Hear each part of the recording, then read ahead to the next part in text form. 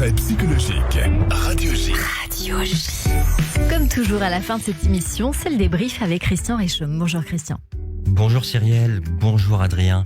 Bonjour. En fait, Cyrielle m'a fait une excellente transition en parlant du cinéma et je parlais du cinéma et ensuite arrive au théâtre.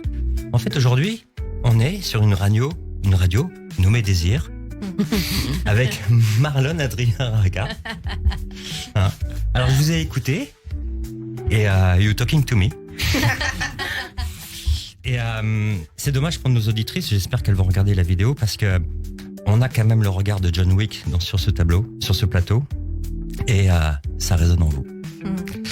Alors on commence cette enfance qui était aimante, qui était dans un cocon familial avec son frère et sa sœur, ses parents, mais le problème c'était l'extérieur.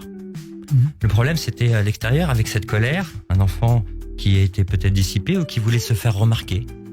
Parce que la colère, c'est un sentiment qu'on éprouve parce que c'est une réaction. Personne n'est en colère spontanément. On est en colère parce qu'il y a eu une agression. Donc en fait, si vous avez été en colère, c'est qu'il y a quelque chose qui vous a agressé. Vous nous en avez un petit peu parlé pendant toute cette enfance, cette stigmatisation, et on vous a agressé. Alors derrière, il y a une colère. Et cette colère elle peut être aussi la source d'un travail sur soi et d'une volonté. Alors on voit que derrière cette colère, il y a aussi de l'impatience.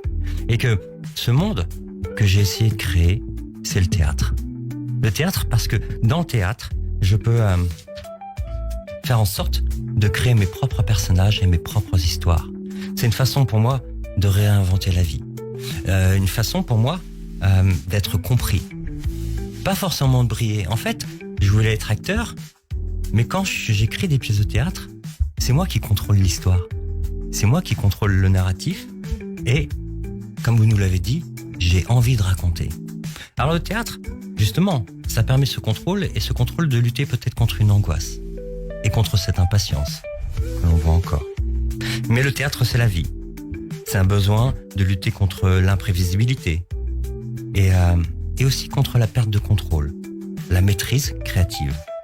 Alors vous nous avez dit, écrire c'est ma passion, ça occupe tout mon temps. Et puis je suis passé de la pièce dramatique et à arrêter de se taper la tête contre les murs, donc de l'humour. Parce que l'humour, c'est mettre la distance. C'est gérer ses émotions et c'est aussi gérer ses angoisses. Et l'humour, c'est créer aussi un lien qui est sans violence. Donc c'est une excellente réponse face à la colère. Et puis, c'est aussi donner du sens à sa vulnérabilité. Alors je vais rebondir sur ce château de cartes. Parce que c'est extrêmement drôle en psychanalyse, le château de cartes, ça a plein de sens. Le château de cartes, c'est fabriquer quelque chose de fort à partir de quelque chose qui est fragile. C'est un peu comme l'esprit psychique.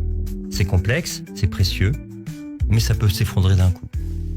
Et puis, la carte, ça peut être vu comme un vécu, comme un souvenir, comme une peur, comme un désir, comme une émotion. En fait, la carte, c'est un élément de soi. Et on ne fait qu'en mettre ces éléments ensemble et construire ce château. Avec la peur de la chute, du fait que tout d'un coup, tout s'effondre.